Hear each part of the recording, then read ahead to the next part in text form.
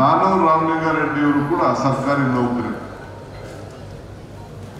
89ರಲ್ಲಿ ನಾವಿಬ್ರು 86, 87ರಲ್ಲಿ ಜಿಲ್ಲಾ ಪಂಚಾಯತಿ ಮೆಂಬರ್, ಅವರು ಕಾರ್ಪೊರೇಷನ್. ಜಿಲ್ಲಾ ಪಂಚಾಯತಿ ಮೆಂಬರ್ ಆದಾಗ ಅದು ಲೆಕ್ಕಕ್ಕೆ ಬಂದ್ಬಿಡ್ತದೆ.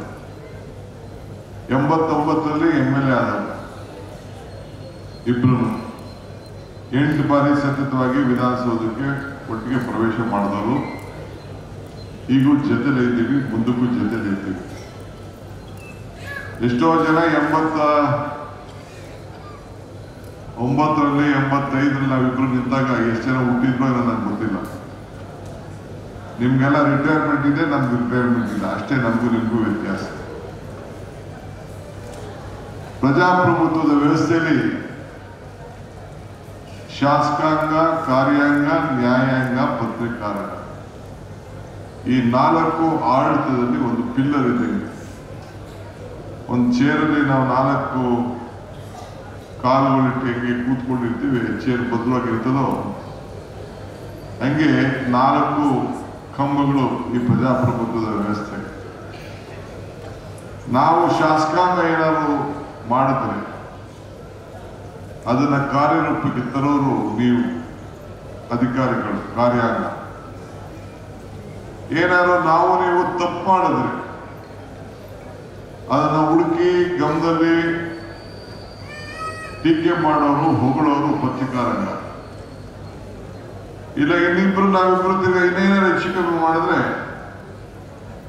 ನಮ್ಮನ್ನ ಬಡಿದು ಇಳಿಸೋರು, ಶಿಕ್ಷೆ ಕೊಡೋರು, ನಮ್ಮ ತಪ್ಪಿಗೆ ಎಚ್ಚರಿಕೆಯ ಗಂಟೆಯನ್ನ ಕಟ್ಟೋರು ನ್ಯಾಯಾಂಗ. ಸೊ ಹಂಗೆ ನಾವೆಲ್ಲ ಸೇರಿ ಒಟ್ಟಿಗೆ ಈ ಸಂದರ್ಭದಲ್ಲಿ ಕೆಲಸವನ್ನ ಮಾಡಬೇಕಾಗ್ತದೆ. ನಾವು ಸರ್ಕಾರಿ ಕೆಲಸ ಮಾಡ್ತಾ ಇದ್ದೀವಿ, ನೀವು ಕೆಲಸ ಮಾಡ್ತಾ ಇದ್ದೀವಿ. ಹೆಂಗಲ್ ಹನುಮಂತಯ್ಯನವರು ನಮ್ಮ ಜಿಲ್ಲೆಯವರು ರಾಮನಗರದಿಂದ ಹೋಗಿ ವಿಧಾನಸೌಧ ಕಟ್ಟಿ ಆ ವಿಧಾನಸೌಧದ ಮೇಲೆ ಒಂದು ಬರೆದಿದ್ದಾರೆ, ಸರ್ಕಾರಿ ಕೆಲಸ ದೇವರ ಕೆಲಸ ಅಂತೇಳಿ. ಸ್ವಲ್ಪ ಸರ್ಕಾರಿ ಕೆಲಸ ದೇವರ ಕೆಲಸ ಅಂತೇಳಿ ಅಂದ್ರೆ ಜನರ ಕೆಲಸ. ಜನ ಕಷ್ಟದಲ್ಲಿರೋನು, ಬಡವ ಏನಕ್ಕೆ ದೇವರ ಸರ್ಕಾರಕ್ಕೆ ಆ ಕಚೇರಿಗೆ ಬರ್ತಾನೆ, ನಿಮ್ಮನ್ನು ಏನಕ್ಕೆ ಭೇಟಿ ಮಾಡ್ತಾನೆ?